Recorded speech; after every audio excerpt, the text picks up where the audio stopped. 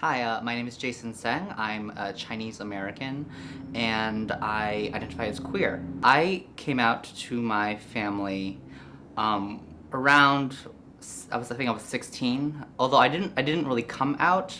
I was found out, which was not the most ideal of situations.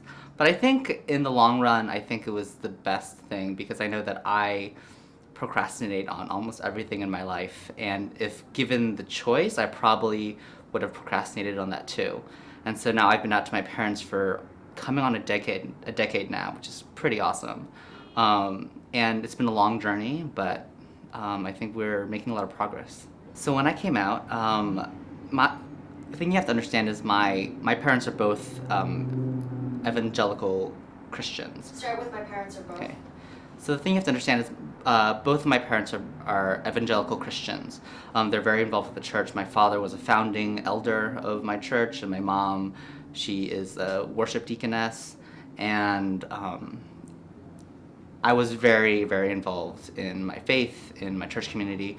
And so just given all that situation, when kind of it came to a head that I had to come out to my parents, or they kind of discovered that I was gay, it did not go over well at all. There was a lot of crying, a lot of fighting. My parents and I, we have a very just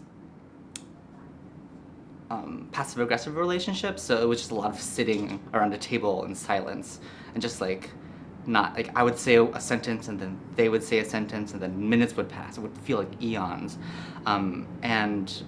Yeah, so I expected my mom to react better, to be more supportive, but I was surprised that my father he wasn't accepting, but he was at least willing to have a conversation with me.